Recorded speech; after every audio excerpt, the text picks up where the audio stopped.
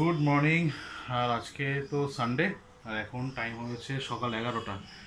উঠেছি মোটামুটি ঠিকঠাক টাইমেই আজকে, যেহেতু অনেকটা রাত করে ঘুমটা এসছে সে কারণে বেশি ভোরবেলা উঠতে পারিনি। 9টার মধ্যে উঠে পড়েছি। মেয়ে তো এখন ঠিকঠাক আছে, ঠিকঠাক আছে বলতে ওকে তো আর মানে বাইরে থেকে দেখে তো বোঝা যায় না যে কীরকম কী আছে, বাট দেখতেই পাচ্ছ সকাল থেকে আমাদের দক্ষযজ্ঞ শুরু হয়ে গেছে। এই পুরো আমরা বাড়ি পেস্ট কন্ট্রোল করাচ্ছি, যেটা হয় পেস্ট কন্ট্রোলের কারণ যাতে একটু পোকামাকড় কম টম থাকে সেই কারণে। তো এখানে সব কাজকর্ম চলছে। এই সব ঘরে দেখতে পাচ্ছ পুরো খুলে ফুলে একদম একাকার, পুরো পুরো পেস্ট কন্ট্রোল করেছে।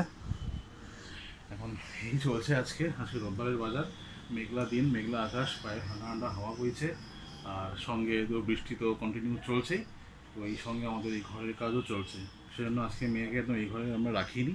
মেয়েকে একদম সোনগুড়ি ঘরে, মানে ওর সোনগুড়ি ঘরে আমি পাঠিয়ে দিয়েছি, সে ওখানেই থাকবে, খাওয়া দাওয়া স্নান টান সব ওখানেই করবে আজকে। এটা মোটামুটি দুপুর অবধি চলবে, তারপরে সব ক্লিয়ার হয়ে যাবে, কারণ সবগুলোকে আবার মানে রিঅ্যারেঞ্জ করতে হবে। এটা হচ্ছে আমাদের ঘরের এটা বেডরুমটা। এই বালিশ ফালিশ থেকে শুরু করে কালনে গদি, এই তোষক, এগুলো টুকটাক কিছু বারটার করে সব জায়গাতে স্প্রে করা হয়েছে।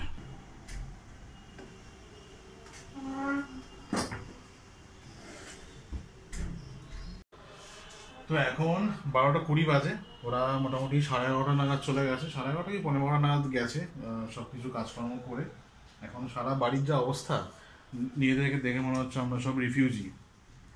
এই এখানে এই অবস্থা, এই সব টাল পড়ে রয়েছে এখানে, ঠিক আছে। এখানে হচ্ছে এই পুরো খাটটা তো ওপরে ছোপ তোষক এই সব রয়েছে এখানটায়, আর এই সমস্ত বালিশ পালিশের কভার টভার সব কিছু এখানে রয়েছে, সব কিছুর উপর স্প্রে করা হয়েছে।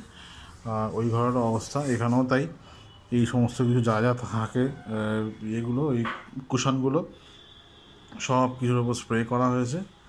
আর এই ঘরের অবস্থা তাই, এই যে পুরো ডাম্প করা রয়েছে, এদিকে সব পর্দাগুলো সব খোলা হয়েছে সমস্ত কিছু। এখন এই হচ্ছে অবস্থা। এখন কোত্থেকে শুরু করব কিছুই বুঝতে পারছি না, কারণ এগুলো বলছে একটুখানি মানে অ্যাবজর্ব করলে, একটুখানি শুকোলে তারপরে এটাকে ওপরে বিছাতে। কিন্তু আজকে যা আকাশের অবস্থা, কিছু শুকাচ্ছেও না, কতক্ষণে শুকোবে বলা খুব মুশকিল। আর এদিকে রান্নাবান্না তো চলছে। রান্নাবান্না বলতে আমার ম্যাডাম শুধুমাত্র মেয়ের রান্নাটা করছে, মেয়ে একটু চিকেন খাবে, তো এই হালকা করে একটুখানি আলু আর পেঁপে দিয়ে একটু চিকেন রান্না হচ্ছে। আর বাকি সমস্ত রান্নাবান্না আমার শাশুড়ি মাই করছে ওই ঘরে, তবে খুব বেশি না, সিম্পল একদম মানে ঘরোয়া রান্নাবান্না করছে। কারণ যেহেতু আজকে এই ঘরে খুব বেশি রান্না করার মতন সিচুয়েশান নেই, তো সেই কারণে সমস্ত রান্না আমার শাশুড়ি মার ঘরেই হচ্ছে আর কি। এই যে বুড়িমা কী করছে? বুড়িমা, তুমি ওষুধ খেয়েছো? হ্যাঁ, ওষুধটা খেয়েছো? আচ্ছা, তোমার শরীর এখন কেমন লাগছে বলো? হ্যাঁ, ঠিকই লাগছে? উইকনেস আছে বাবা? তোমার পেট ব্যথাটা কি আছে এখন? এই মুহূর্তে নেই, এই মুহূর্তে পেট ব্যথাটা নেই। মাঝে মধ্যে হচ্ছে একটু পেট ব্যথা, যেটা নর্মাল, ডেঙ্গি হলে একটু মানে পেট ব্যথাটা হয়, তো সেটা কালকেও ছিল, আর এখন এই মুহূর্তে নেই। আর সমস্ত ঘরে রান্না করা খাবার দাবার খাবে এখন, নো বাইরের খাবার, নো ফাস্টফুড, নো অন্য কিছু, যা খাবে সব কিছু ঘরের খাবার। আর সঙ্গে তো রয়েছে শরীর ঠিক হলে খাবে। আর যা খাবারের সঙ্গে মেন জিনিসটা কোনটা হচ্ছে এটা হচ্ছে ওআরএসের জল। এখানে বারবার করা হচ্ছে, ওআরএসের জল খাচ্ছে।